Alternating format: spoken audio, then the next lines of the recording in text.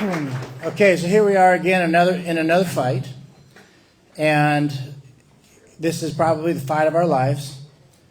I'm standing up here right now as a neighbor, as a friend and family member of all of you, who has been in this fight now already for several years on the other side of Cross Creek in the Greater Kauai GSA.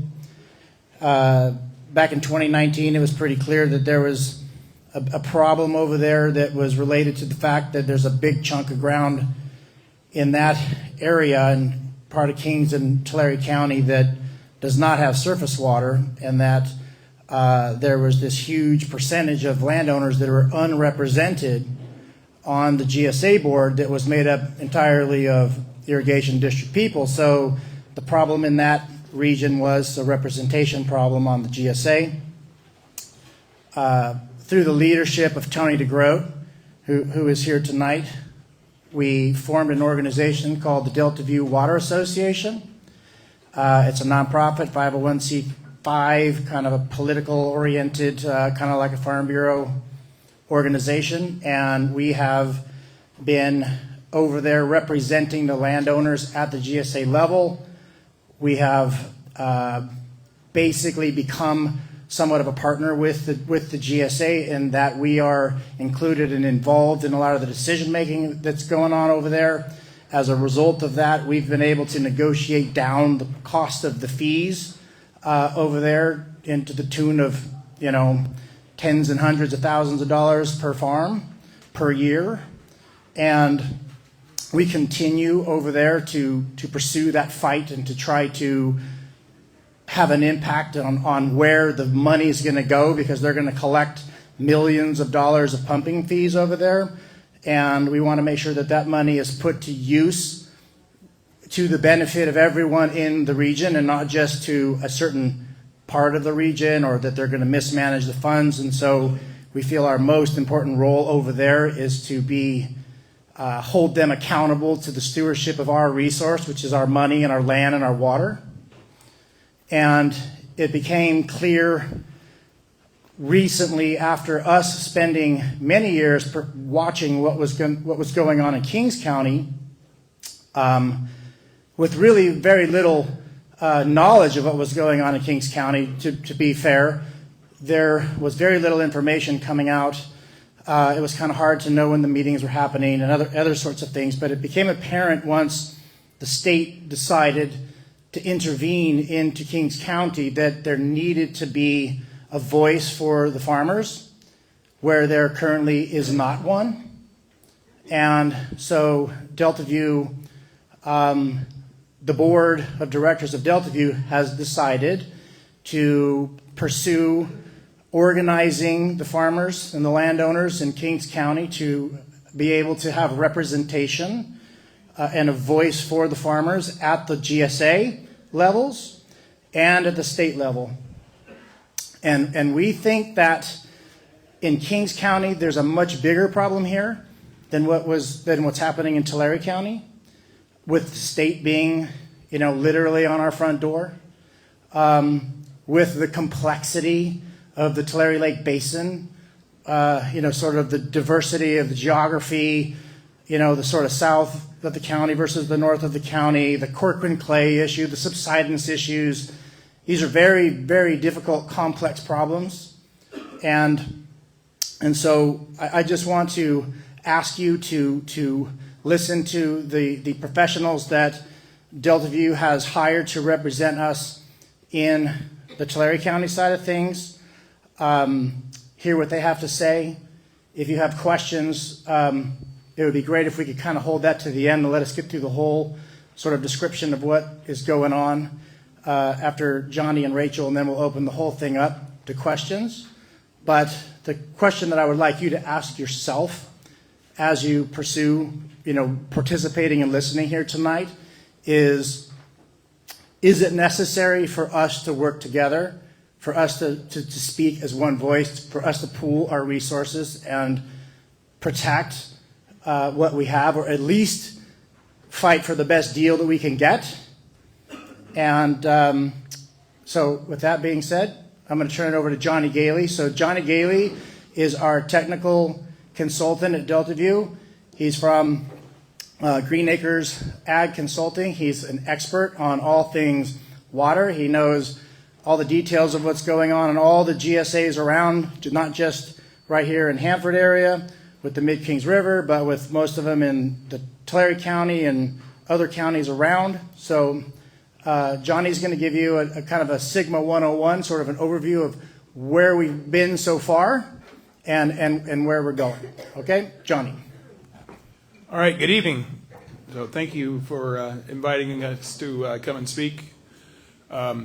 Sigma was basically the result of lawmakers coming together after many, many years of people complaining about declining groundwater levels and people in disadvantaged communities complaining about their wells going dry, and everybody was just kind of pointing fingers at farmers, and it's always the farmer's fault. And so over time, they adopted this massive law called Sigma, and they did it with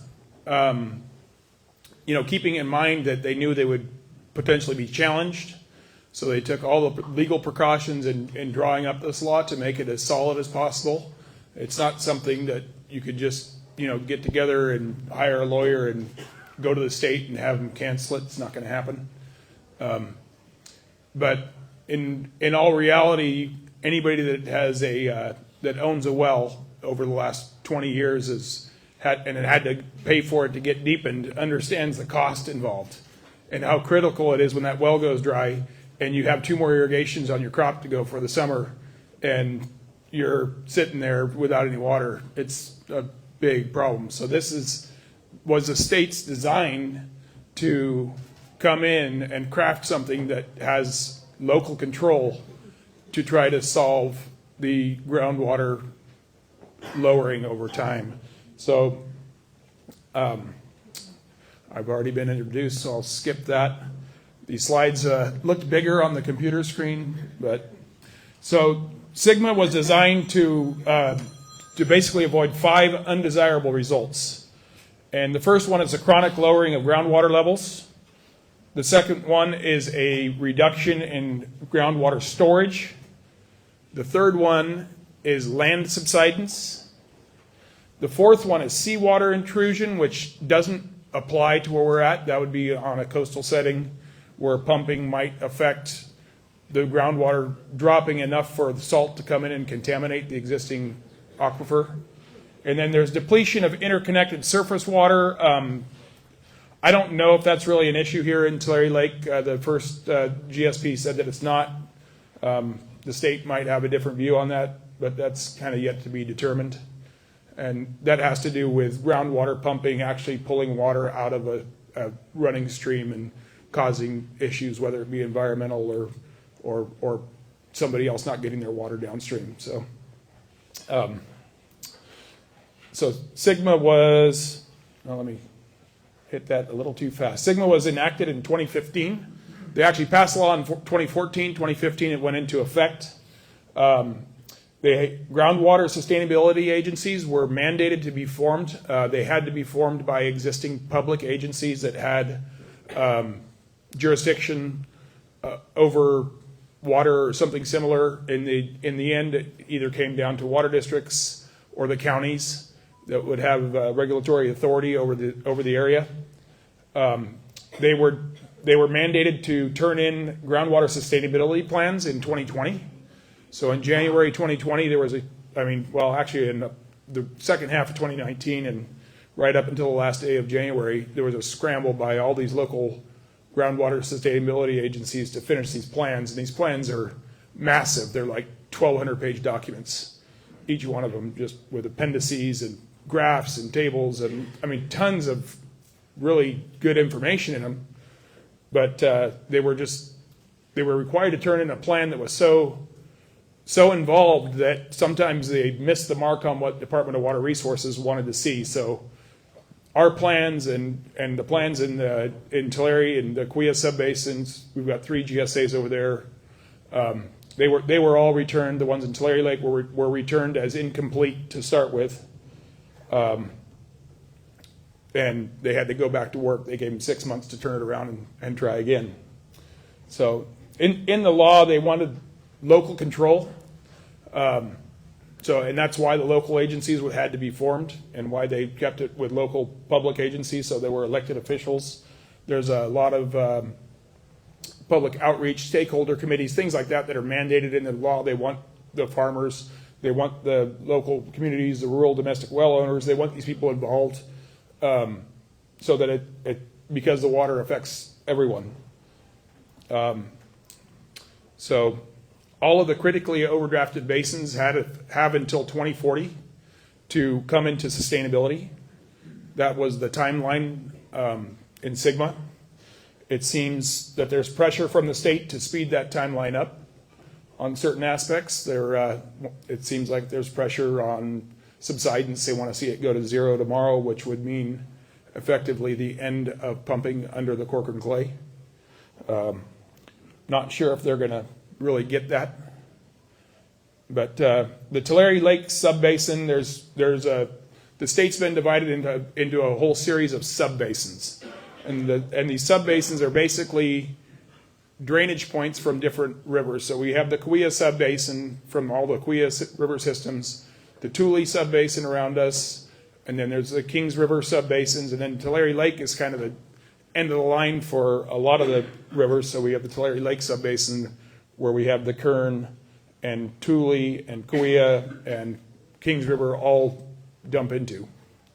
So it's about a total, Mid-Kings River is where we're at right now, is about 93,500 acres. South Fork Kings GSA, just to the west of us, 71,300 acres.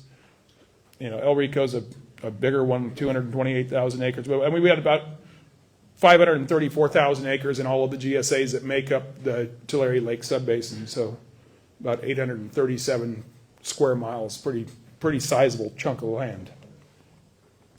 So this slide is just a little bit more zoomed in the areas that are currently what we're probably going to be focusing on tonight, because that's where the most of the farming, the smaller farming is, and that's where most of the domestic wells are that are being focused on by the state. So like I said, the initial plan in the Tulare Lake, they did one, different GSAs, different things. In Kaweah Subbasin, the three GSAs submitted three different plans that were all tied together by a coordination agreement. In Tulare Lake, they said, we're going to try to be more efficient. We're going to submit one plan.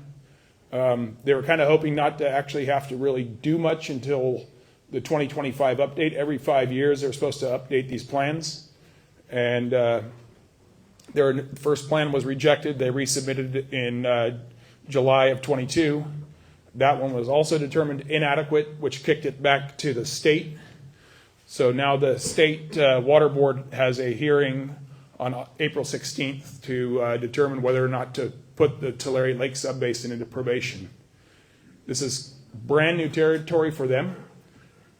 Legally, the rules behind it, there's really no, they haven't really drawn up any guidelines on how you would get out of probation.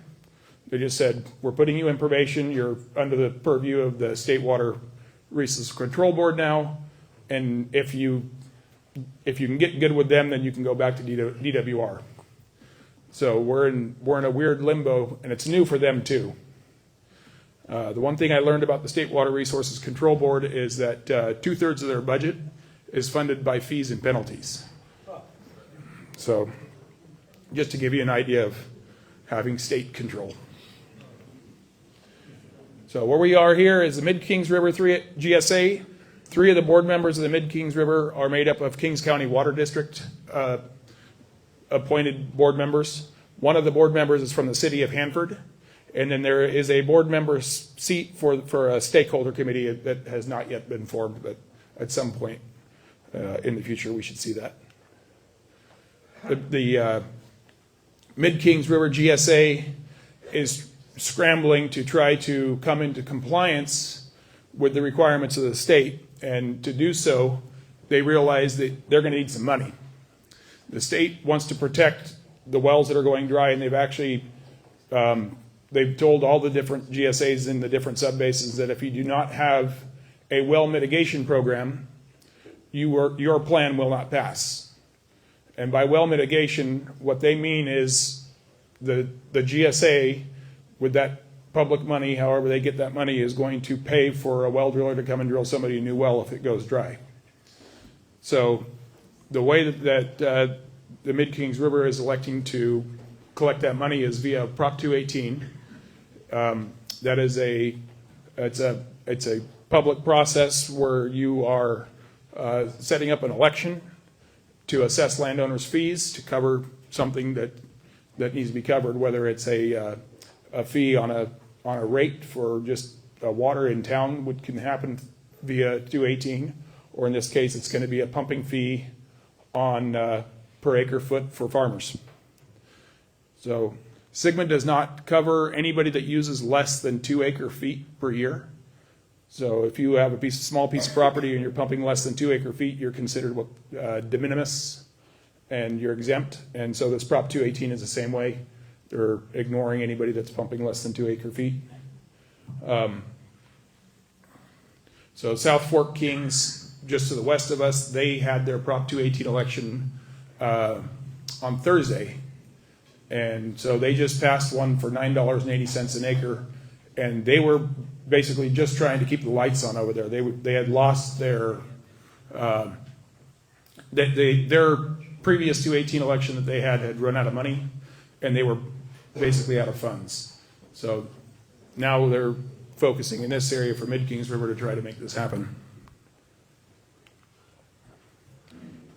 So for Mid-Kings River, what they are proposing to do a 218 election, they have to do an engineer's report, which includes an economic study. Let me get away from that microphone. And so they basically figure out what all their costs are, and they project it going forward for several years and say, okay, these are the fees we're going to charge, and this is why we need to charge it.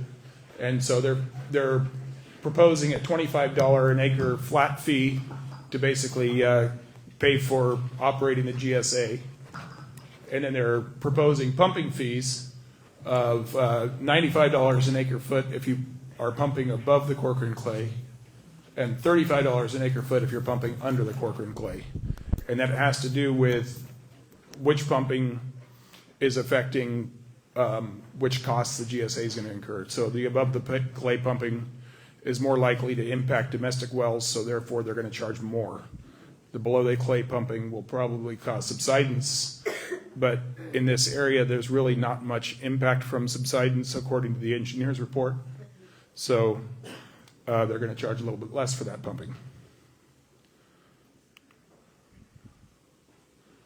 Let's see.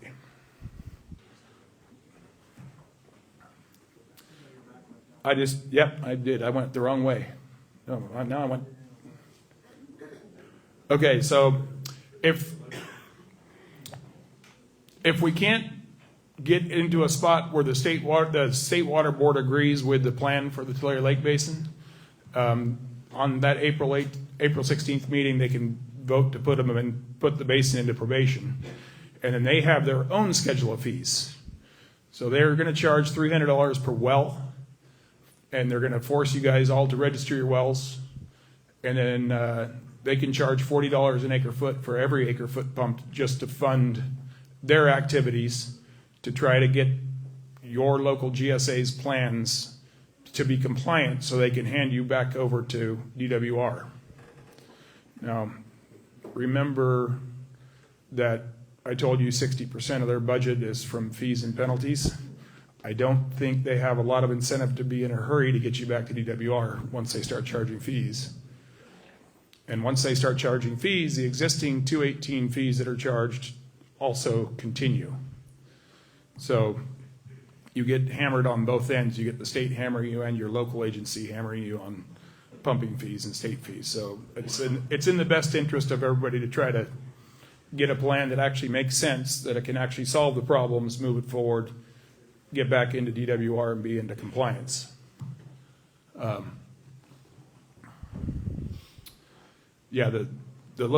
fees that go to the state do not come back to solve any local problems. It's 100% going to admin. So let's see, it looks like that is about the end of my presentation on Sigma, so I'll hand it back to Dino here, and then you guys can ask some questions. Okay, yeah, just hold your questions. We've got one quick little thing here from Rachel, and then we'll open up the floor. So I want to introduce Rachel Glauser, who for the first 3 years of Delta View Water Association's history, it was entirely managed by volunteers. The board members, the farmers, myself, Tony DeGroat, Roland Rosa, Brian Medeiros was part of the board, Frank Zonneveld originally, Jared Taveldi, and the farmers were doing all the work. It became too much for us to try to keep up with all the things that were going on, and so last year we hired a professional to manage the organization and to represent us in all these facets, and her name is Rachel Glauser. And Rachel comes to us with a background and a history in public policy with a special focus on crisis management and crisis communication. And if there's ever been a freaking crisis, I would say this is it. So, Rachel? Applause and everything. Thanks, Dino. Please forgive me for my very froggy voice. I would have brought a mask to be respectful, but I didn't want y'all to think I was a liberal, so. All right, so Dino kind of gave you an overview already of our organization. We are a nonprofit. We represent landowners and growers. We started off in the Kuya, like Dino mentioned, and our main objective there, and we still are active there, but our main objective is to make sure that those groundwater dependent folks have a voice, because at the time there was nothing. Oh, sorry. Can you all hear me okay? Okay. At the time in 2019, pre-2019, there was no representation for groundwater dependent growers.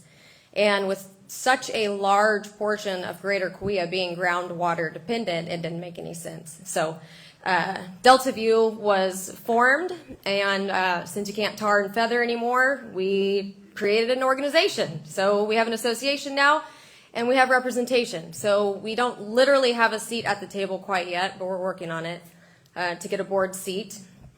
But we are at the table metaphorically. We get to be in those conversations, at those meetings, and part of the discussion. And that was the whole part that was missing before. And now we get to be at the table.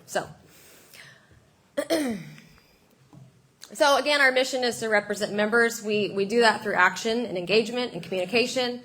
Like Dino mentioned, my background is public affairs. So I come from doing a lot of work in advocacy, and so that is the fun part of my job, is that I get to protect the interests of these guys. I get to protect the interests of the growers and the landowners in this area, and it's a huge privilege.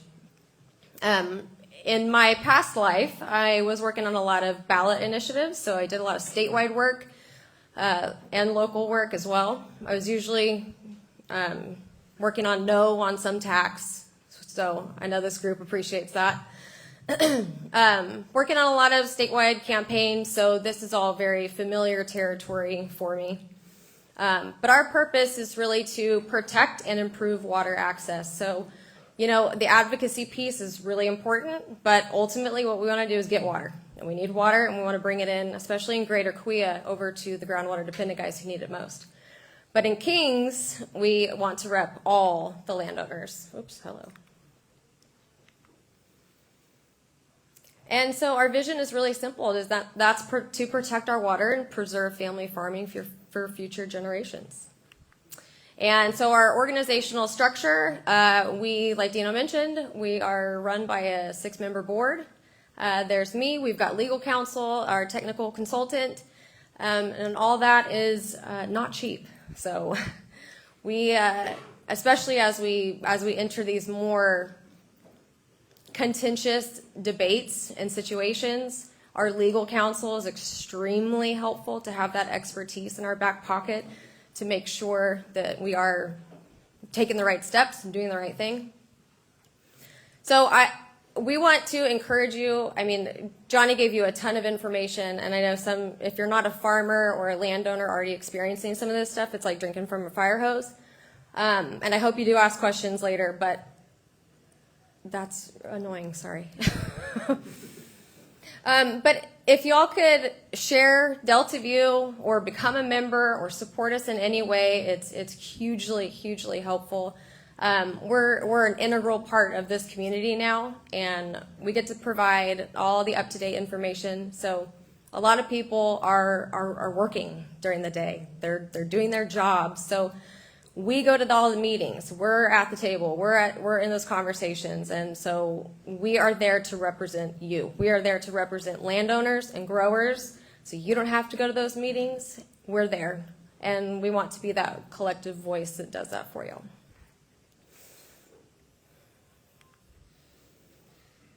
And we want your support. If you're not going to become a member, that's okay. If you're not a landowner, you're not a farmer, we would still appreciate your support. We can't do this in a silo. We can't do this by ourselves.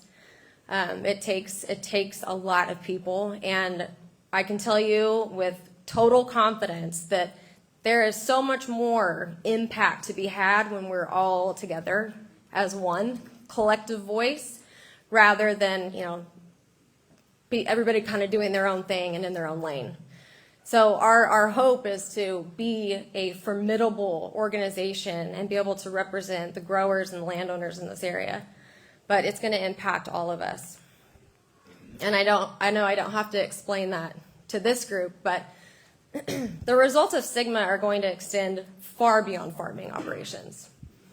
Okay, so it's going to have a ripple effect.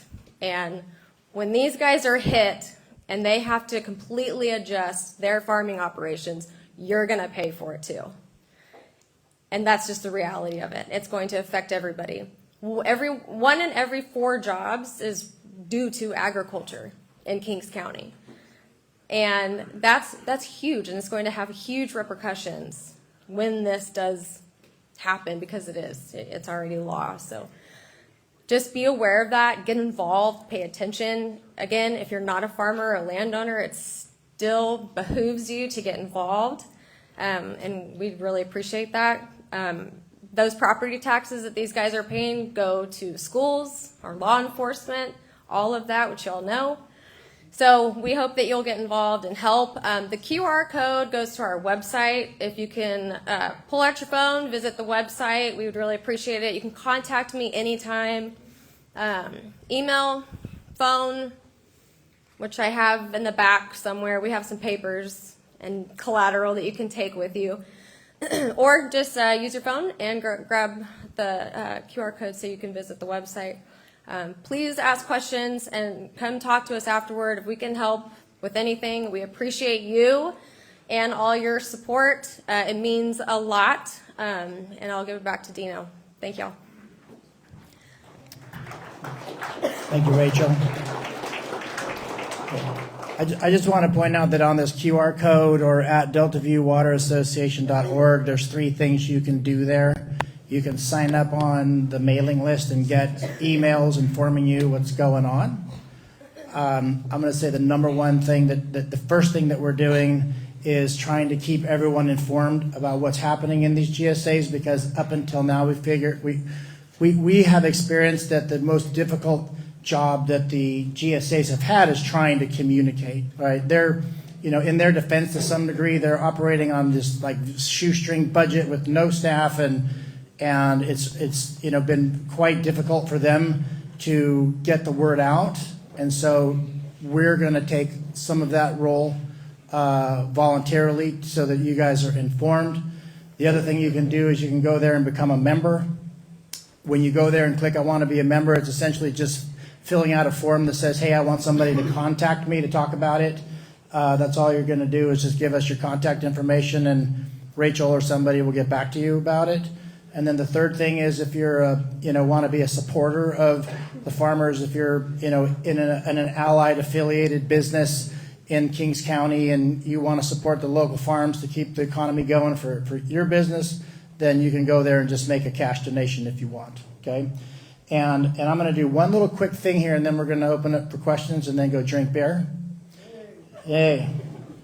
And I'm gonna do a little thing that I'm gonna call it a little bit like a MythBusters deal, because I had to go through all of this discovery in the Greater Korea GSA situation, and we were constantly getting questions and from people, and we were anyway. So this is sort of the lessons that I learned, having already gone through this shit once before. And hopefully, my experience will cause you not to have to go through it like I did, okay? The first thing is to understand is that the GSA does not represent you. They're the cops.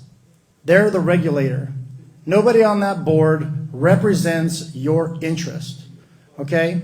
So, a lot of people in the past have said, oh God, all these farmers are on this board and all these people, they're not representing our interests. They're not representing your interest.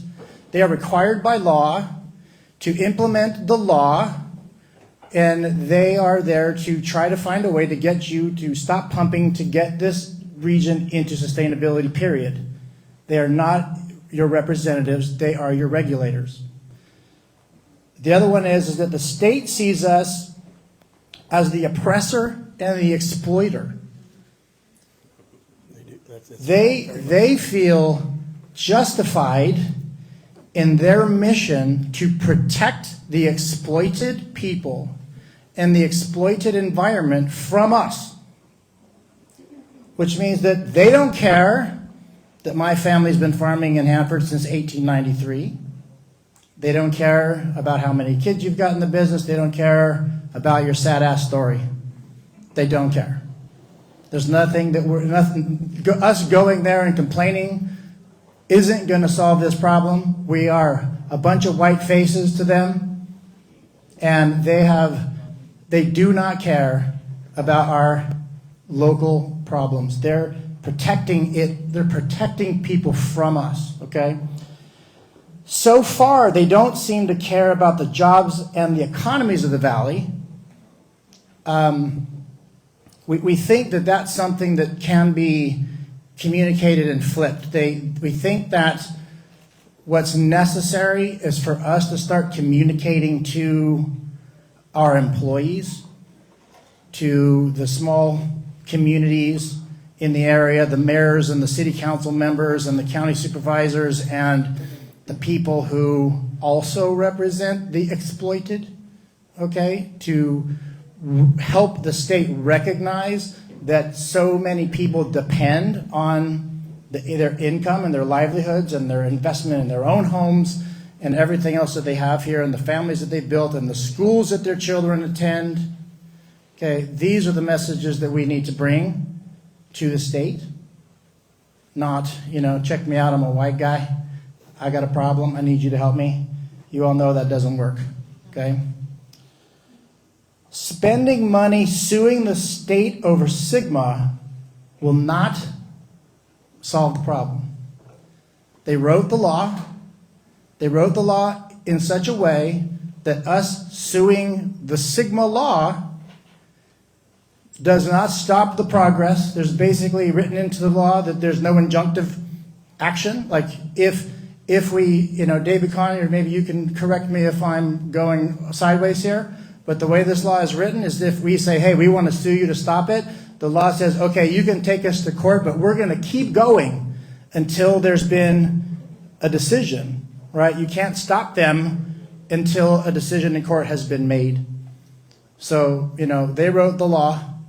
Hard for us to sue them on the law. There's other things we can do, but trying to find a hole in SGMA, not such a fruitful opportunity.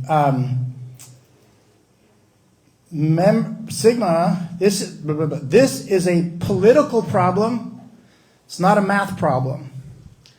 And I say that, and when I say that, what I mean is that in the Greater Korea, and when I say the Greater Korea, I mean everything on the other side of Cross Creek, it's a math problem over there. We know the math. There's, the amount of groundwater has been figured out. The sustainable number has been figured out. There's conversations happening and negotiations happening on how we're going to get there. At the end of the day, in 2040, we're going to get 0.62 acre feet per acre of groundwater, period. We already know that's the deal. It's a math problem that we have to figure out. In Kings County, it's a political problem because we have no idea what the sustainable yield situations are. We have the state involved. Now it's a big political issue to solve. And we have a lot of political complexity in between the GSAs themselves. You guys have to understand that there's 5 GSAs on that map, but there's one plan that all 5 have to agree on. So Boswell has to agree, and Vidovich has to agree, and all the rest of us have to agree on the plan, right? That's a political activity, right? It's not a math problem. And it is my prediction at the end of the day, it's going to have to come down to some negotiation with the state about what we're going to do. And we don't have somebody in that negotiation right now. We don't. And Delta View's primary function is to put somebody in that negotiation. It's not going to be me. It's going to probably be some big city attorney somewhere, a nice suit and a fancy car. Okay? Somebody fancier than me. But that's where we're going, in my opinion. I'm speaking purely opinionated right now. That's my observation. The next thing is, SGMA is everyone's problem, not just farmers. You know, Rachel's already covered that. The membership fees in Delta View and the organization that we're asking you to join tonight in order to represent you and to try to get the best deal that we can is pennies compared to what we're all facing in our losses of equity. You know, property values in Tulare County, in White area, you can't even sell it. You know, it's just, you know, imagine it was worth $25,000 an acre open ground a few years ago. You know, see what you can get, right? We're talking pennies. So we can either go home and bury our heads in the sand, or we can stand up and take action, right? And today's the day to make that decision. What we need from you is that every farmer becomes a member of Delta View so that we can work together and speak collectively as a voice. We need more leaders to participate. We need more of you to step up and be on the committee, be on the front line. This is critical, right? Like I'm split between the two sides because I farm in both counties. I can't be the one to drive it. We have Rachel and we have Johnny as our staff, but they're not enough. We need more people. We have Garrett Gilcrease in our Kings County committee. We have Brian Medeiros participating. We have Sebastian Silvera participating. Lucas Wilgenberg's been participating. We need more people. We need you to step up. We got, many hands makes light work. It's critical that people are, boots on the ground doing the work. We need community members to get involved. We need you to organize your other groups, the city organizations, to come out and be at the meetings when the state comes and to communicate the detriment to your community outside of agriculture. We need people to pay to make donations. There's a stakeholder committee that the GSA has been required by law to form that has not been formed. We need somebody we need people to participate in that committee that are going to put in the time and the effort to be on that committee and get on that board and be a part of the decision making of what happens here. And I think saying before that this is a political problem and we need to take political action, and the first thing that we need to do in that action is to organize. And I'm going to invite you to join us and participate in it and give us a chance to see what happens. And if it doesn't work, we'll drive our tractors up the 99 like the French do and the Dutch do and everybody else does, and we'll go up there and have a different conversation. But let's try first to see what we can get done with the tools that we have. Okay? And with that, I'm going to open it up for questions, and I'll bring John back. You hold that mic. All right, we're going to, this working? All right, we're going to start out with questions. We've got a lot of people here, so I'm sure there's a lot of questions. Let's try to make a questions and not a statement. I know a lot of people that get a mic and they just want to go on, and that takes forever. So think about what you want to say. Hey, now's the time to ask a question. These people here are the ones that can help us get there. They're very knowledgeable about everything that's going on. So if you have a question, don't walk away from here thinking, man, I should have asked a question. All right, can we just have you two stand up so that way if they want to talk to each of you, you guys got the mic right there. So put your hand up, and ask the first question. I'll come around and give you the mic. Can somebody explain the 218 from the Mid-Kings better? So the Mid-Kings River has prepared their engineer's report. Their board has voted to move forward with a 218 election, so they're going to be mailing out ballots here within the next 45 days. I believe their election day is at the end of April after the state board hearing. I think it's like the 27th, 23rd. But the process is there's a per acre fee, and that requires a 50% plus one majority to impose a per acre fee on yourself. So that $25 per acre that they want to charge to basically pay for the administration of the GSA, pays for writing the groundwater sustainability plans, their consultants, their meter readers, and that sort of thing, office building staff. That's at $25 an acre. Then they have a pumping rate fee that they're proposing, and it's $95 per acre foot if you're pumping from zones above the Corcoran clay, or $35 per acre foot if you're pumping from zones under the clay. The rate fee can be imposed by what's called majority protest.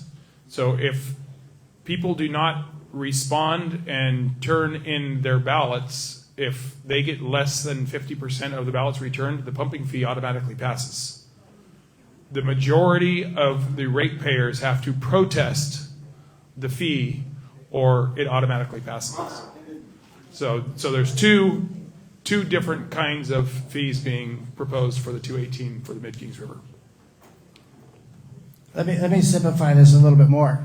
It's really stupid and complicated. There's two things you have to vote on. If you don't want it, you got to vote yes on one and no on the other. If you want it, you got to vote no on one and yes on the other. It's complicated. It's confusing.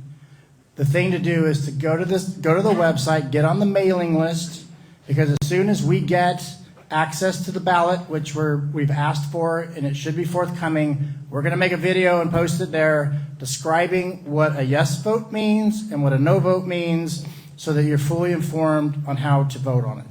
Okay? Because does that answer your question? Yeah, I'll just let you know. Next question's right here. Okay. Go ahead. The GSAs are going to submit to the state, right, very soon, the plan? And so I'm wondering, is the plan of action, is the first plan of action, you just said it, to organize and have all the farmers protest that the vote, you said it so I didn't understand 100%, but so what, another thing is, what is the plan of action? Is this the first step in the plan of action, is to protest against that? And then what is the next plan of action? Okay. I'm gonna try to say this in a way that makes sense and to be fair at the same time. At this point, our role is to educate you to make your best decision. We are not trying to tell you how to vote or what to do right now on this 218. Okay. If you ask me my opinion about the 218 and how a 218 should work, I think in a proper a proper way of doing things is that the GSA communicates to the stakeholders that they have a plan for a 218. They bring the stakeholders in to have conversations about it, and they work on a plan that works for everyone, that at least the majority can say, we'll support this plan. And then they take that plan to a vote. The idea of just coming up with a plan in a vacuum and presenting this and saying, we want you to vote to support this without really any outreach seems a little bit wishful thinking, okay? And so, but I'm going to go back again, and this is going to sound kind of, funny coming from somebody whose role is to be somewhat of a watchdog with the GSA. I do believe these GSAs are doing the best they can, but the best that they can do is not good enough for us, and we need to help and support them. I don't know that this particular plan is the right plan. Maybe there's a better plan down the road, right? So Delta View's role is to communicate what we believe is the collective interest of this group to the GSA and try to work out something that gets us to a sustainability that everyone can support. I mean, how many of you right now would support a plan to tax yourself $95 an acre foot? Yeah, I mean, it doesn't seem like a well-thought plan as far as trying to get people to line up and support something, right? So, and then after that, the next part of the plan, I mean, really the first part of our plan, the most important part of our plan is finding someone who we have several people in mind that can represent us as the landowners to the state. This is the conversation that needs to start right now because the state is just hammering on the GSAs, and the GSAs are in no position to fight back, right? They don't have a role that says we're going to disagree with the state and we're going to push back on their demands on us. Their role is also not to think creatively to solve the problems. Their role is to implement the rule with whatever resources they have available to them, and that's it. And, so it's up to us to come up with a better idea and to put somebody in place to negotiate this better idea for us. Okay, that's the plan. Not a good plan? And then we're going to take our tractors to Sacramento. Okay, is that a good plan? All right. Dino, I was just curious, as every governmental agency, our supervisors, our city councils, we built Sierra High School with 3 entities, and we didn't have the money as a high school district. But when we came to the city, they had money for sports fields. We went to COS, they had money for the police academy and nurses academy. So collaboratively, have you approached the supervisors of either counties, Kings or Tulare? Or is there somebody that's going to reach out to them? I'm just looking at the political side of it. I think if it's going to touch people's pocketbooks up there in the tax base, that might be a good avenue to approach. So if your lobbyist is going to be approaching them on something, they might be able to parallel it with one of the county supervisors' lobbyists and approach it from that angle as well. I mean, I think our county supervisors understand the impact of the county. I think they've been communicating the impact. I think the county is even to some degree advancing the money to the GSAs to operate.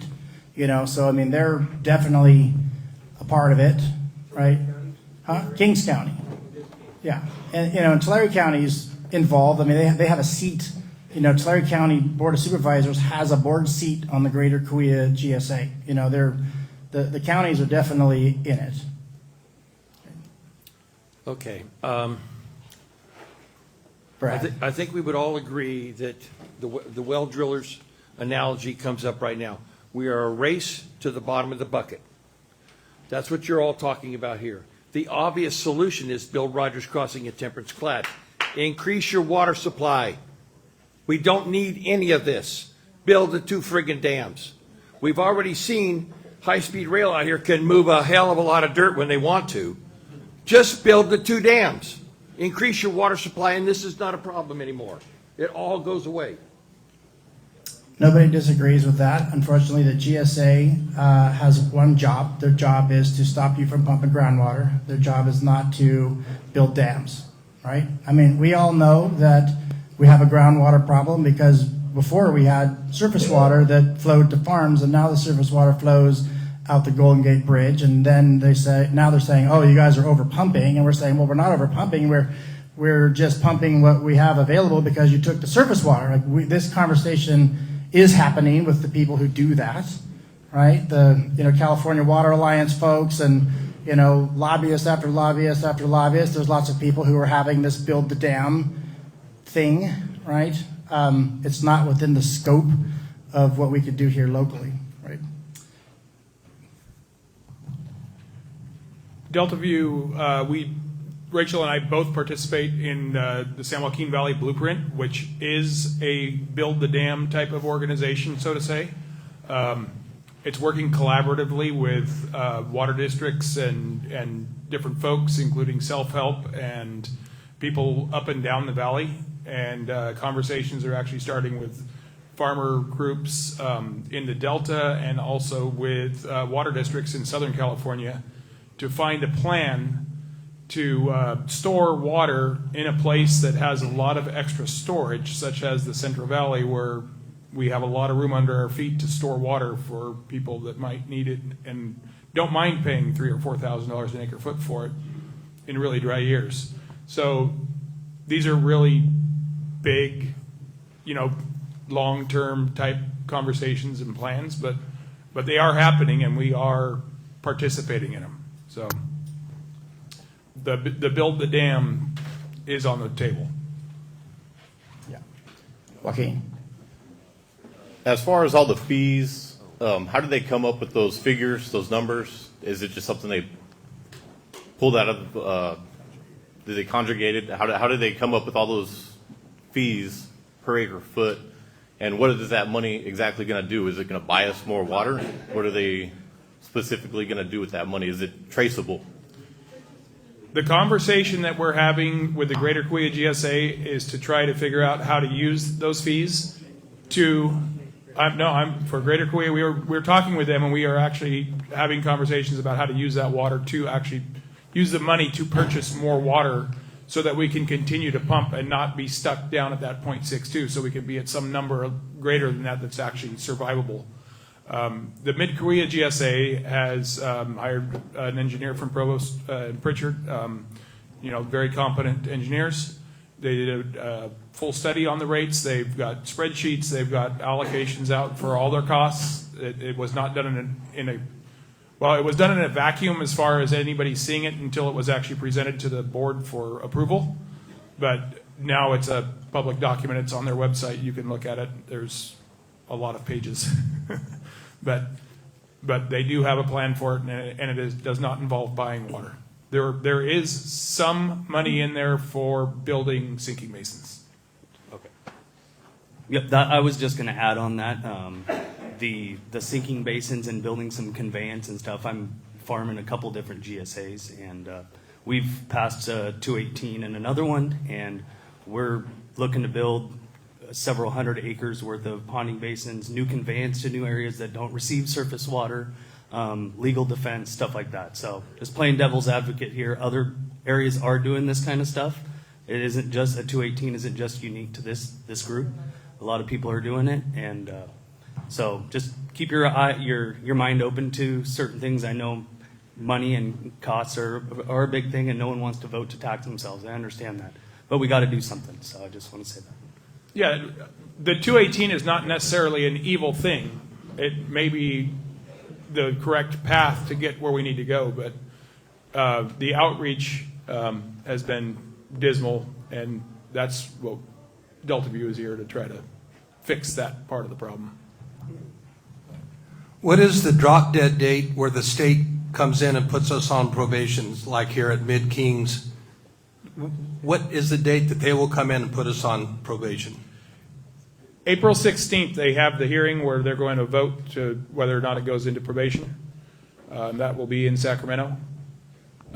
So what is the plan of action? Because when they come in, I mean, we're going to be in the same boat, and, you know, we'll have conversations, and we'll, you know, have the committee.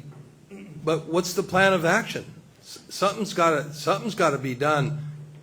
So the GSA will still have 1 year to come up with an acceptable GSP, even from the date they vote the basin. If they choose to vote it into probation, they have a year to come up with something that's acceptable. In 1 year, if they do not have something that the State Water Board approves of, the State Water Board will present their own GSP to govern the basin, and that will be the guiding document. Just real quick, everybody, to introduce myself, Mark Hires, Vice Mayor of Hanford. I had the honor to meet with these fine folks here last week, have the discussion, get the conversation going. Since then, this morning, I was issued an email, and I want to share it with everybody, and this is regarding the Mid-Kings River GSA, okay? They will be having some information sessions and meetings designated for all individual and landowners during the month of March. The first one is on March 19th at 10 a.m. at the Fraternal Hall. The second one is March 20th. It's going to be via Zoom. And the third one is March 21st at 5 p.m. at the Fraternal Hall. So I was asked to share this information with you. So I'm going to do that as your representative on the City Council as well. I will be serving on the Mid-Kings River GSA starting in April. I'm going to be taking the place of Councilwoman Sharp, who's been serving on the GSA board. So our hopes is to get this information out to you, and that's the biggest conversation that we had here this last week, is getting the information out. Being transparent, giving you the information, because if you are a stakeholder, you're going to be getting a ballot in the mail. And it's going to be the 218 ballot that's going to be coming your way here in the next couple weeks for you to vote on the 218 process. So if anybody has any questions, needs this information, I'll be here tonight. Please hit me up. I'll make sure I have this available to you.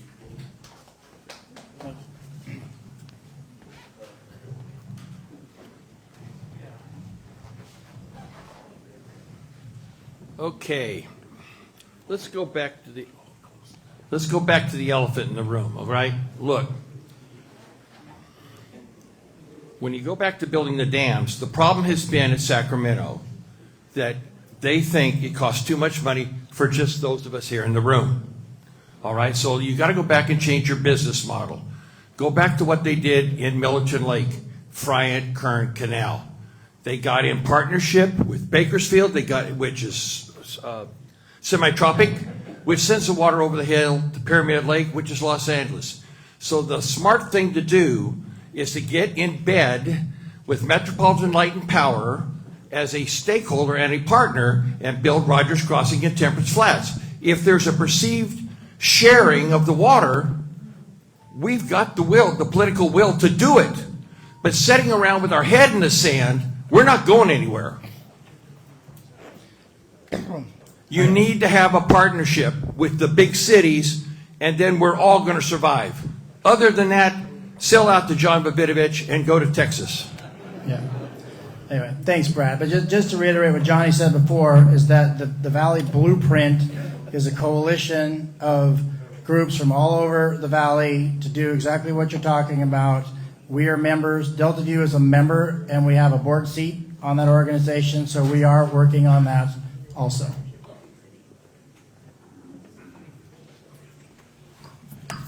Hello, guys. Tony DeGroat. Thank you, guys.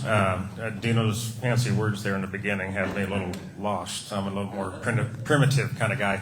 But in starting with this, with the Delta View, maybe a little plug again where we got started at. I started going to meetings in 2017, and I was talking to deaf ears when I would go to the board. You guys don't even have that option over here yet. The board hasn't even existed. So you guys are like way behind, and that's where we're trying to help out. Half the points I'd forgot already that I was going to come up with. But one of the things that we're coming up with, we got these great ideas. Right now, they're actually tearing down 3 dams. I mean, in Trump's era, what did he sign up for, 17 new dams to be put up? We're actually tearing dams down. So we are, as a farmer, we're up against some tough odds here. We've been in Sacramento. We've all been in Sacramento several times. Our local Kuya, a couple of the leaders there, been in Sacramento. And we talked to them about the hardships that not only the farmers are going to have. I mean, I'm tapped out right now. I haven't even paid my bill yet for this, for 2023. Well, I haven't gotten it yet. But I know what it's going to be, and I don't know how I'm going to pay for that, be honest with you. And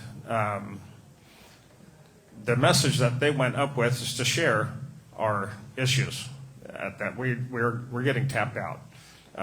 Couple bad years economically, the high interest rates. I mean, we all have a great excuse as to where some of these issues are. But the comments that they had were adding not only us, it's all the vendors that we use, the tractor supply houses, the parts places, all the fast food places, you name it, all the way down to the unemployment office. It's going to be lined up with people if we go broke. And that's what their goal is. They want us to set aside 1 million acres of ground. And that is their plan. They've told us that, and we verified that with all the numbers that they are shorting us with water. So to just be a partner, it sounds great, and that's really probably the solution, but we have a long battle in front of us. And they're prepared to fight us. That's the unfortunate part. And they're the ones with the power. They had the vote to say, you guys are done. You can't use any more water. And it's your job to figure out how to do it. So they technically voted to take our businesses that we've all put our whole life into and saying, you know what, it's okay. We don't care that you go broke. Just sell out. And it's not a matter of sale. It's basically giving the keys back to the bank. And we'll be moving out of state or wherever we're going to have to go. So just wanted to say that we're with you guys, and we're part of your guys' issues as well. Hey, I want to thank you guys for being here, because I'm in the South Fork Kings, and yeah. So this ABC zone, we poked holes in all that, how they're charging for this water at our meeting last week. The mid-Kings are saying they're going to only allow a half acre foot. The original draft said a quarter acre foot. The reason was that's a domestic well water, and we're obligated to replace those for disadvantaged folks. I took samples of my water, and it's loaded with nitrates, E. coli, one well, chlorophyll. I'm getting 96 pounds of nitrogen for an acre foot of water pumped on one of the wells. It's not palatable. The best use is ag. Water table is 13 feet. If they implement a restriction like that on the A zone, our almond trees will be dead in about 3 years, 3 wet years. Our water table is 13 feet in the A zone. So how can you stop the A zone pumping in my area, is what I told our GSA. And they're considering some changes. But the fact is, how did we get lumped in this discriminatory situation where we don't have a voice? Our board is mainly city and farmers from Stratford Irrigation District. No offense if you're here, I love you, but we're not represented. I know I'm going on, but it's important because most of us don't understand this ABC thing. And that discrimination is going to put us out of business dependent on recharged water. All that A zone is recharged immediately when the rivers run. And that's probably all I should say, because I get worked up about it, and we need to get off our rear ends and talk about it. That C zone, you guys, to implement us paying for the subsidence is not fair, because I'm not even pumping from the C zone. Most of us don't have to pump from the C zone close to the river.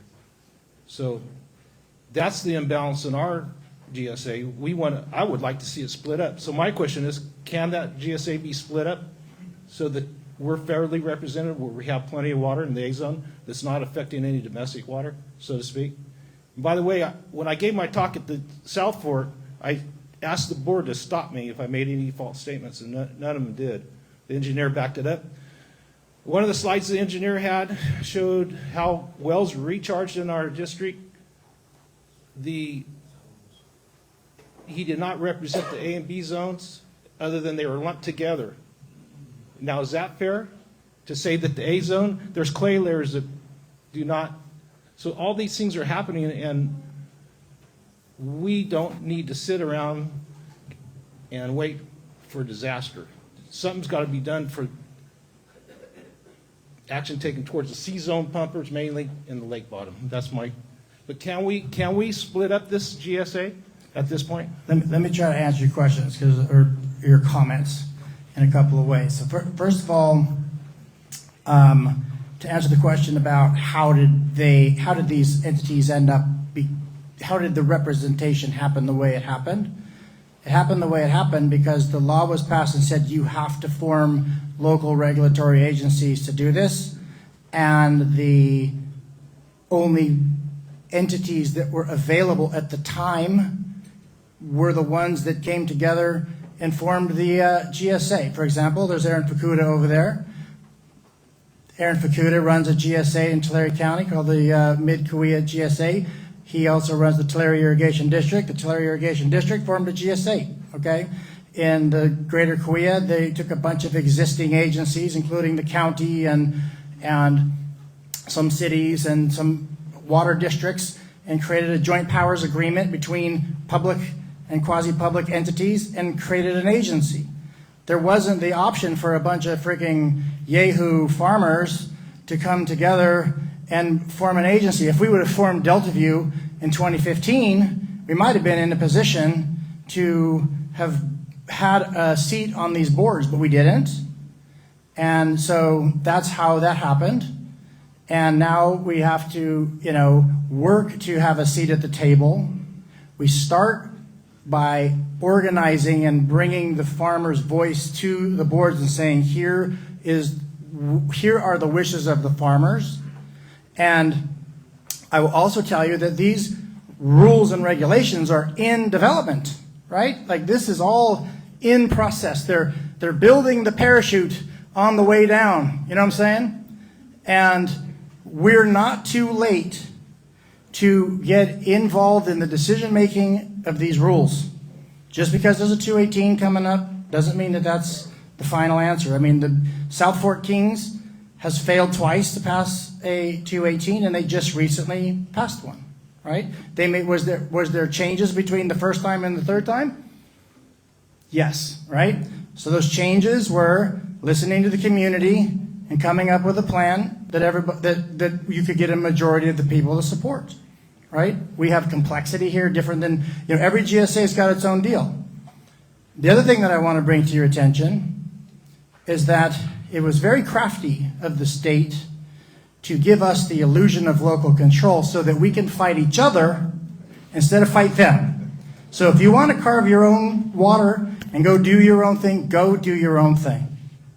Okay? If you want to turn this into an us versus them, and I'm going to get mine and fuck that guy over there, that's not what we're here to do. If you're here to come together to solve the bigger freaking problem, not just your specific freaking problem, if you've got a specific problem, get your ass up here on this stage and bring your ideas and do the work and participate and be a part of the freaking changes that are happening. You did, right. And if you want to make those changes over there, then standing up and saying it is how you get it done. And this, and if that's what needs to happen there, or I could say, let's solve a bunch of problems together, including your problem, right? Let's not look at it like, well, it's the problem of the guys under the clay, and I should get to do what I want, and they have to suffer. Let's solve a problem for everybody, right? And I'm not saying that's what you're saying necessarily. Okay. Okay, so are we good on this? Okay, I mean, I'm not trying to single you. I'm just trying. Learn not to get the last answer. Go ahead. Just two quick questions. First of all, when a sub-basins plan is rejected by the state, does the state give any indication as to why the plan was rejected, what is lacking, or they just make you guess? Second major question, why in heaven's name are they tearing down any of our dams? Well, I can answer the first question. I don't know about the second one. Yeah, they did write a full staff report. I forget how many pages it was, but they went through and they criticized all kinds of aspects of the GSP, including inclusivity, and it not, there was woke terms woven throughout the entire thing by the state. It was quite the read, actually. DWR had a very technical reasons for why they rejected it, but then when the state board looked at the plan that was rejected by DWR, they wrote their own evaluation of the report, and it was pretty scathing. Now, the GSAs, in the state's defense, a little bit did not do what they were asked to do properly. So there were valid reasons for why things were rejected. But their ask list, when it got moved from DWR to the state board, got a lot more challenging. So I cannot answer why anybody would tear a dam down. I'm sorry. Save the fish. Okay. Thank you. I'd just like to have everybody realize how we got to this point. And the Union of Concerned Scientists actually wrote a report a while back saying exactly the things that we're talking about here. There's 121 disadvantaged communities around the Central Valley, and that those communities have lost some water, wells have dried up, and that the farmers have overpumped, and there's a certain truth to that.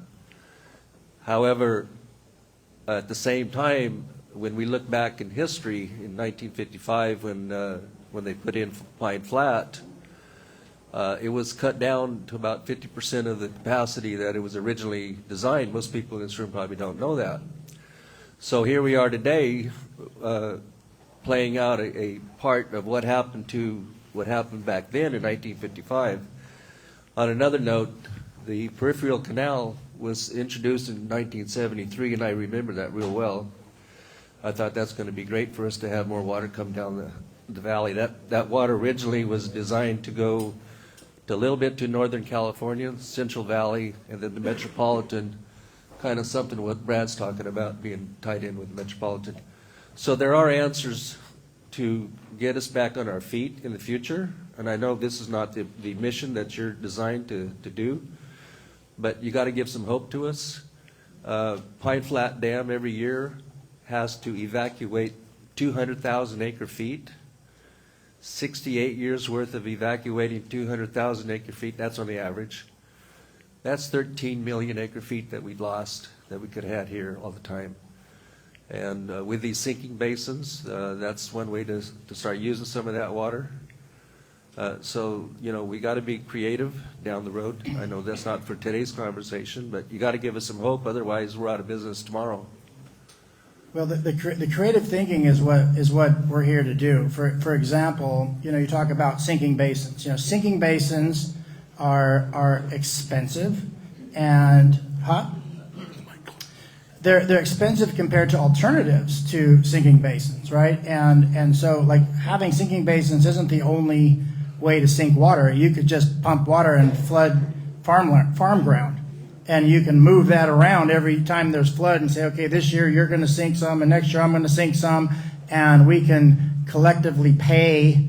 We can take out of the fees that they're collecting, and we can pay people to fallow ground and sink water. And one of the things the Delta View is doing in the Greater Kauai is that we designed a program that has been adopted by the GSA to take the fees from the farmers and pay farmers to fallow ground and to pay farmers to sink water so that we could get to sustainability at a quicker rate, and we could take the fees that the farmers are paying and put it back into the pockets of farmers, right? But not permanently, setting ground aside, but being able to move this around, right? So sort of leasing ground for sinking temporarily versus, fully fallowing. Because if you go into a fully fallowing situation, for example, now you have the management of that fallowed ground with, the prospects of endangered species, inhabiting that space and interfacing with the neighbors and dust and erosion and all kinds of other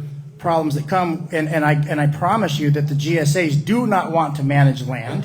They might want to own a few sinking basins that they can manage, but if you look at the amount of water that came into the Tulare Lake last year, we would have had to have built 50 times the sinking basins to catch that water, right? I mean, but with a coordinated effort, we can manage floodwater, and we could catch all of it and sink it. And so that's. If it's going down a river, and there's pumps in that river, and there's land that's not being irrigated when it's going by, you can get what you can get, right? If it's going by, you can pick it up. I mean, you can pick more of it up than you are just going to sink it in a basin, right? Yeah. A few Andy, questions. you come and talk to me. I'll show you how it works. A few questions. I'll just answer one at a time.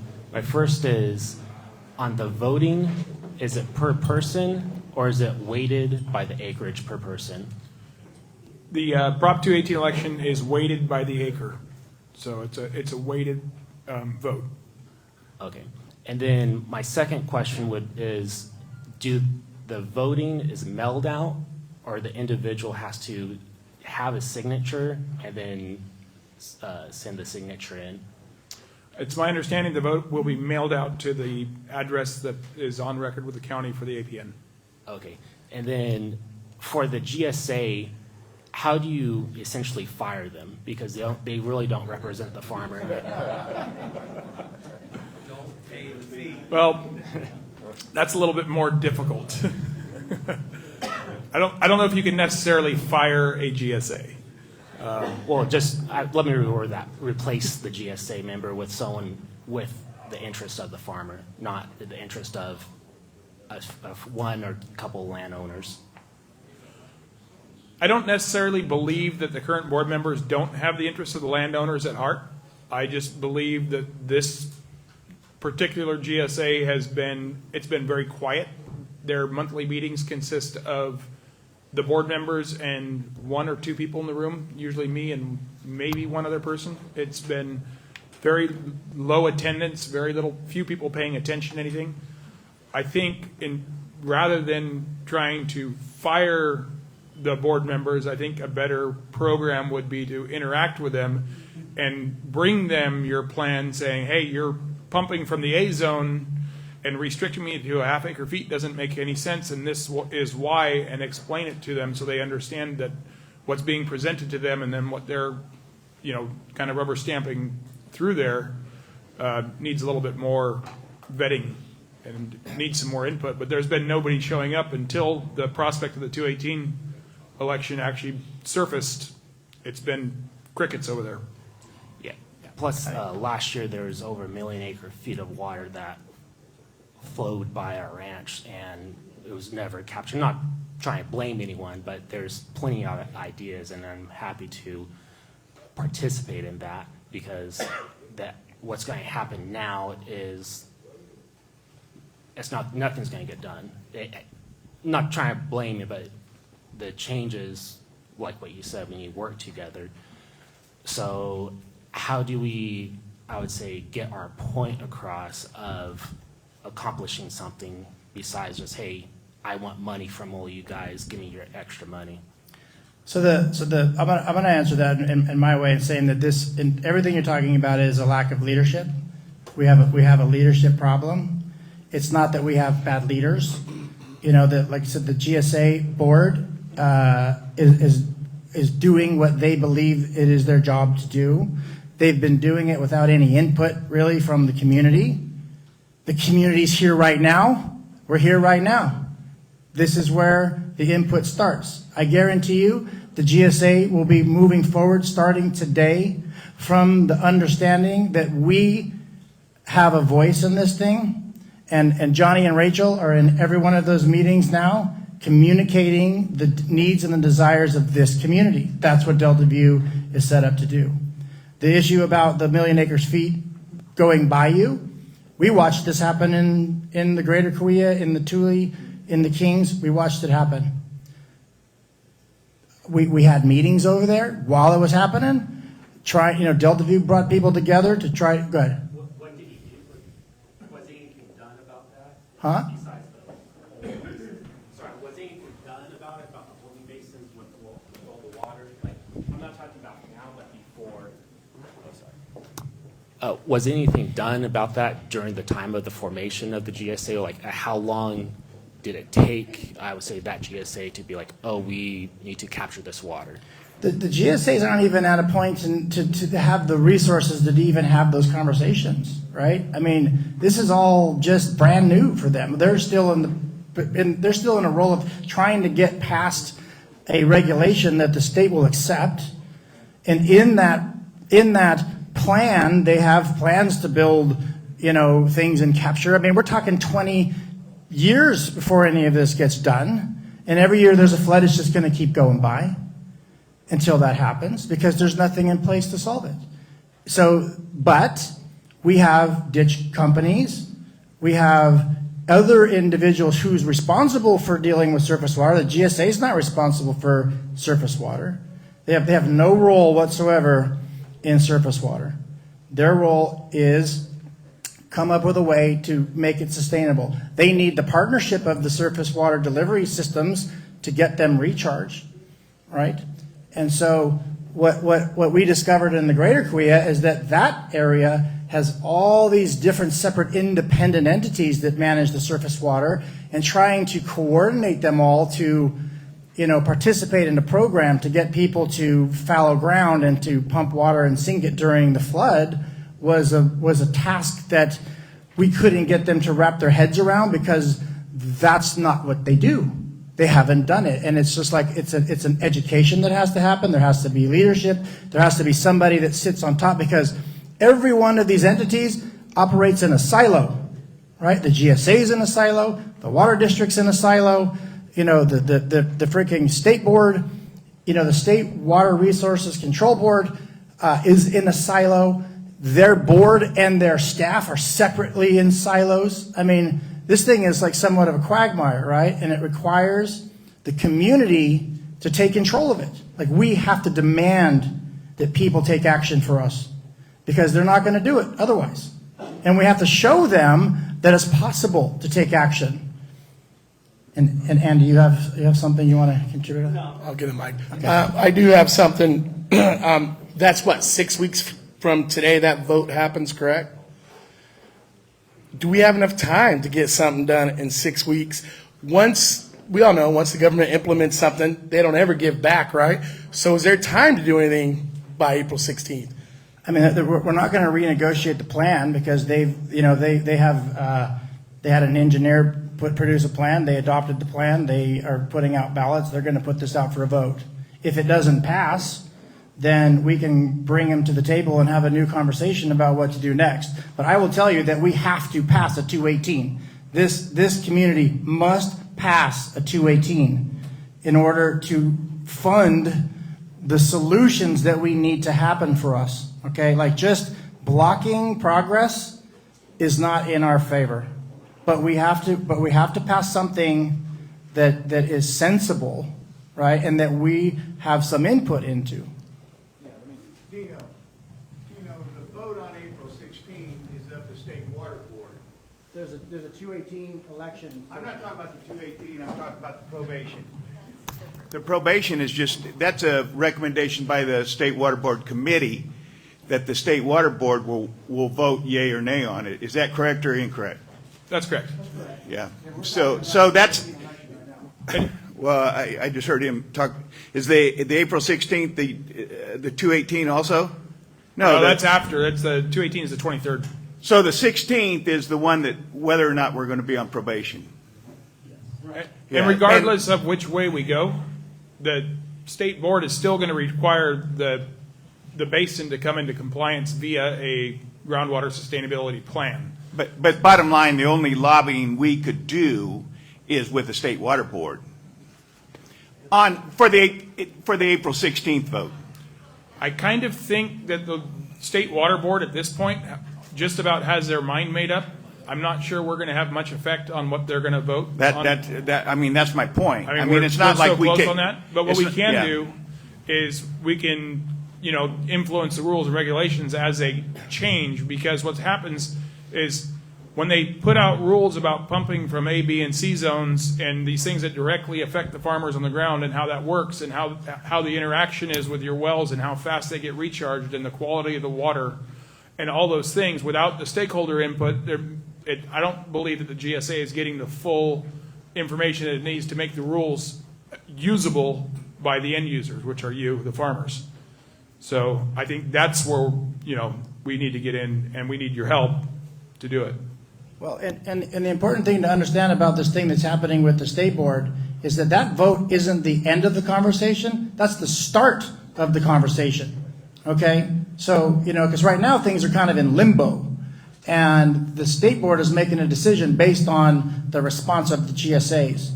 And once they say, okay, you're in probation, now we need to embed ourselves into the state as the community and say, here's what we want. Okay, here's what we can do. Here's how we're going to support. Here's how we're going to support our GSAs. Because I'm gonna just tell you from an observation and an opinion. I think this state board doesn't like us very much, and they particularly don't like our GSAs. But I think that they like us more than they like sort of the structure of our community. And so I think we can demonstrate to the state that as a collective unit that we can help the GSAs achieve their goals, because I don't think they believe the GSAs can do it, right? And so we need to give the state confidence that something here is going to happen so they don't take us over, right? Like if we're fighting with them, then it looks like turmoil, they'll take us over. It's about cooperation, right? Like we need cooperation. We need to cooperate with our local with all 5 GSAs. The GSAs need to cooperate with each other. We all need to come together. Everyone. It's us against the state. It's not us against each other at this point, and hopefully moving forward. How many GSAs within have the GSP passed so far? I mean, that we have to work with. I mean, just locally around, Mid-Kings got rejected, right? No one. So we are the Tulare Lake Subbasin is the very first one that has the privilege of going in front of the state board for a hearing. Number 2 is going to be the Tule. Number 3 is Kauai. Number 4, I believe, is it Kern? And so you guys are at ground zero for something that's never been done before. But I think his question also is about, are you talking about in this area? Yes. There's only one GSP. All 5 GSAs are collaborating on one plan. So it's all passed or none passed, right? So none has passed. Gotcha. That's a good question. What's our deal with KRCD? They've got a nitrogen management plan going on in the area, and we're paying fees for that. So that's a whole other set of regulations. You guys are paying for it here in Kings. We have a Kauai Kauai Basin Water Quality Association. Same thing. We're charging farmers close to $10 an acre. The dairies pay more. In a different the dairies are paying into it through another format. There's. Well, yeah, the state board and DWR are asking the GSAs to try to, they want the GSAs to also regulate groundwater quality. So the GSAs are working closely with the different water quality associations from the different basins to get that done, and trying not to duplicate the work, because you're already paying for it through those other efforts. So, yeah, I mean, it's a death by 1,000 cuts with all these different agencies. Is the semi-tropic water district down south, is that part of this deal as well? Yeah, they're part of the Kern, so I think they're number 4 in line for the same process. Well, but they're not part of the Tulare Lake subbasin. Oh, okay. They're in a different subbasin. Because they already have a plan down, and I'm associated with a group down there. And right now, just for instance, we're at 3 acre feet. In another 17 years, because they've already started this deal. The train is rolling. By 2040, they'll be down to 1/4 acre feet for everybody. And I mean, as far as they're concerned, it's set in stone.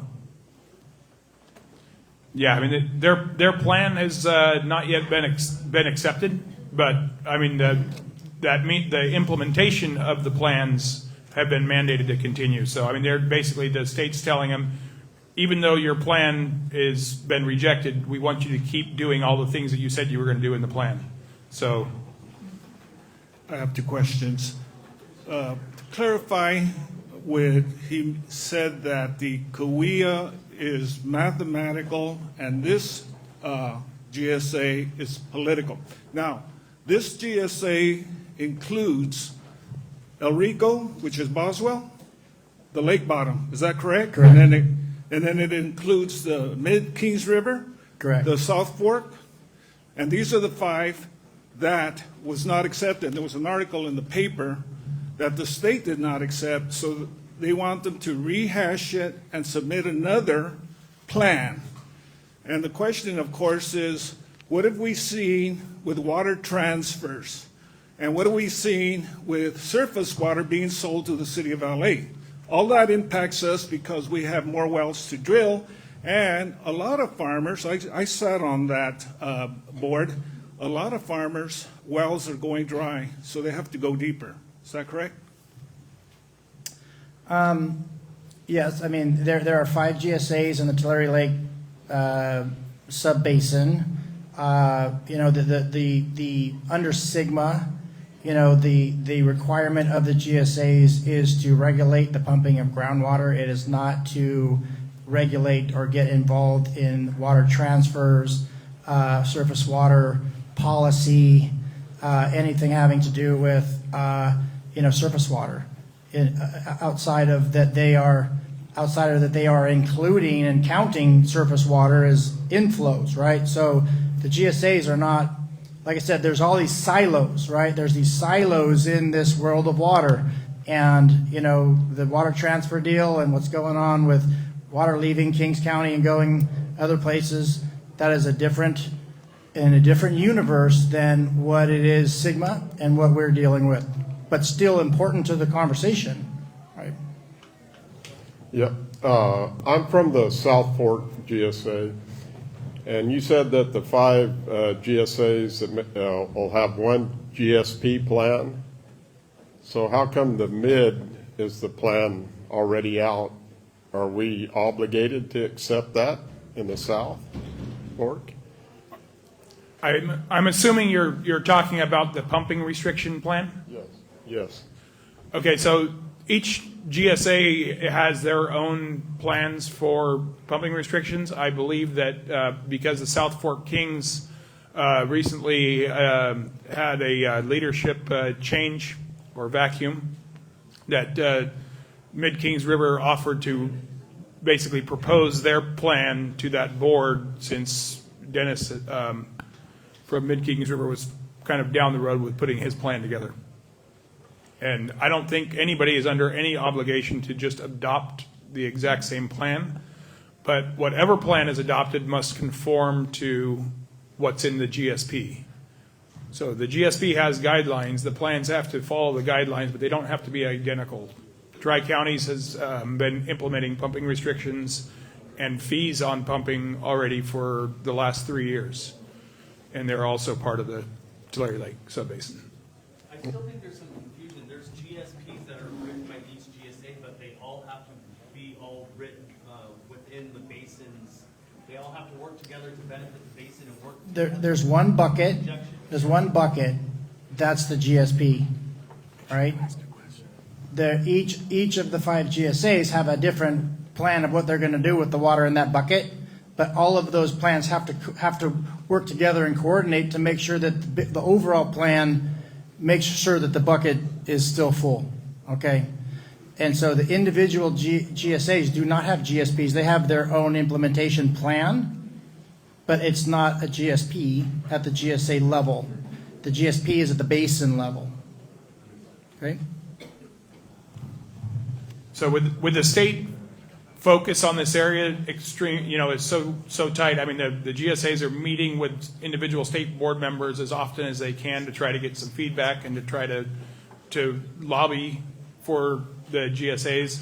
But what's happening with that intense scrutiny they're under is they're scrambling to come up with rules and regulations so that they can go in front of the board on April 16th and say, look, this is what we're doing. We're restricting the groundwater pumping. These are our numbers. We have a 218, election coming up. We're going to collect the money. We're going to drill the wells. We're going to do all these things that you want us to do. Please don't put us into probation. So, but they're scrambling to do that right now. So that's the reason why you're seeing kind of a rush for all of this to get done in a really compressed timeline. Okay. We've been at this almost 2 hours, and so let's take a couple more questions, and I just want to make sure we get you guys back to your families, okay? Yeah. And I want to say this one thing, that if you have additional questions, if you think of a question after you leave here, on March 12th, which is a week from Tuesday, there's another meeting that we're holding at the St. John's Hall at 4 o'clock. Please come. Please bring your neighbors and your family members that weren't here tonight that need to be a part of what's going on and update and understand it. Bring them. If you can't remember that date, then go to the website, sign up on the mailing list, get on the email list so that you know it's happening. All right, a couple more questions and we'll end the meeting. Better be a question there, Brad. Yeah, question. Okay, you got a bucket, it's only got so much water in it. Do most of the people here understand that the Frank Kern Canal is responsible for 28 to 29% of all water that goes to Bakersfield? Frank Kern Canal comes from Mildred Lake. Okay, you're moving water out of the area, sending it down there. That goes down to Semi-Tropic. Semi-Tropic pumps it over the hill to Pyramid, which is L.A.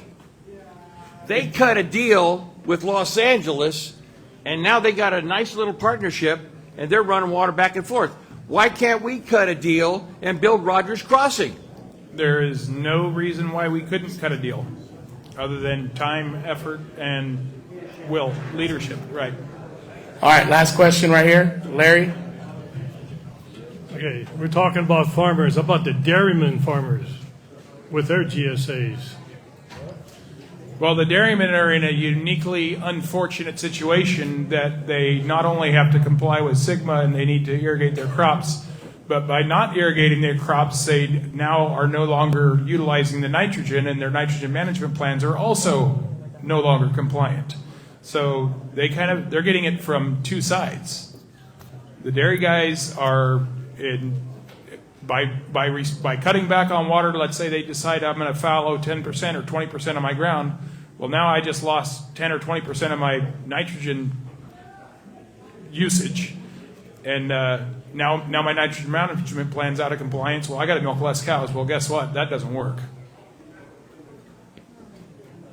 Are we done? Okay. I know you all, beer is calling your name. I'm sorry. But I just want to say that this is government being government. Okay? It pisses us off. But the worst that we can do is to do nothing.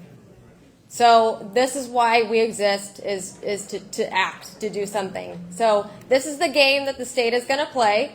We don't like it, but we're going to play. We're going to at least be on the court, right? We're going to be involved. We're going to be there. We're going to speak up.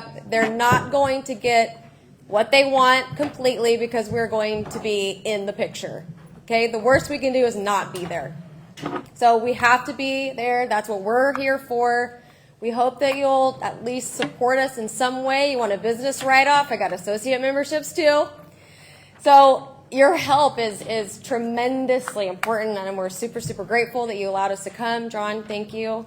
I appreciate you all. If you have any more questions, please just holler. We're available all the time. I sadly never am without my phone, so we're here to be a resource. We're here to be a voice for you. We are, again, with the blueprint thing, like that's a statewide deal. We participate in that. So in terms of projects, we're there too. We're sitting at the table. We're coming up with plans. We're doing everything that we possibly can. Unfortunately, the GSAs are just an extension of the state, right? So there's only so much that we can do there, but you better believe that we're going to be at that table. And we kind of got to start just like y'all did with this organization, is that we got ticked off and we said no. So that's what we keep doing, is making sure that you guys are heard on a broad and greater scale. So anyways, that's all I got. Thank you very much for having us. Appreciate it. Yeah, let's give a hand to Johnny, Dino, Rachel. We appreciate them coming up here. I just want to make hey, if we're going to make change, you got to get involved. You just can't sit around and complain. And not only complain, but only worry about yourself.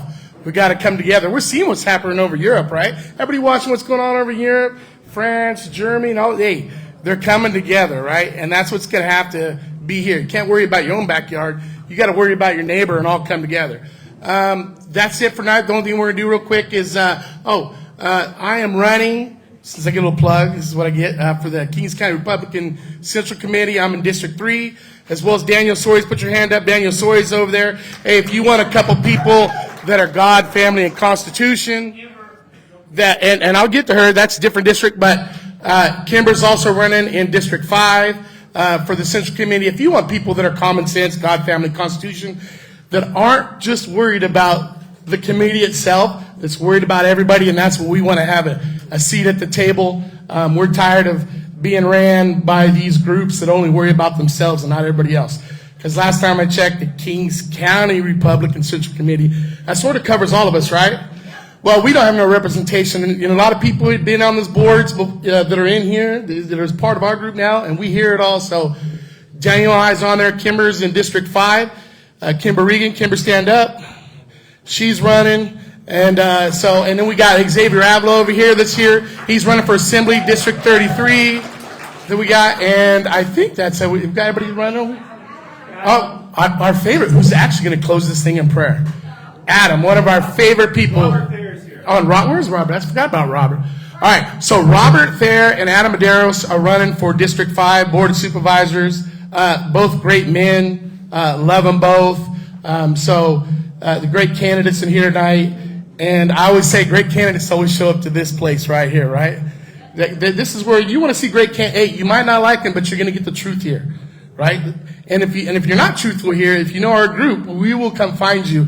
And we have you on video. So we have you on video. You come here so we can go back. Hey, you said this. We got you on video. Now I'm going to post it back out to everybody said, hey, you said this. So, all right, with that being said, hey, thank you, everybody coming. Adam Medeiros, can you close us out in prayer? Thank you. Before we pray, I want to say one thing. A lot of us, we can drive our tractor to Sacramento if you want. But how about before we do that, let's invoke who we truly believe in. And that is the Lord Jesus Christ. He's empowered us to petition Him with our regress. And we need to be calling on God to move the hearts of these people that are in Sacramento, that are appointing these unelected agencies that have the power to tax you. It's awful. But we need to get on our knees. Let's begin to pray and seek God to move the hearts of these elected officials that we can get something done from Sacramento. So now let's bow our heads. Father, we thank you that each one of us will take that challenge. But each one of us will take it to prayer, Father, to raise our voices up to you, that you would hear our voices, cry out, Father, and say, you will change the hearts of these people in Sacramento, our local GSAs, our local water district, Lord. Right now, in the name of Jesus, we just ask that you bring common sense and direction to them. Right now, we ask you that you direct us, that each one of us would know what our place is and what our power to intercede with you and to step out and take action. Father, is to get involved in these groups, to let our voices be heard, that we can truly be the examples of who Christ is within us. We ask all these things in his name. Amen. Thanks, everybody, for coming. Appreciate it.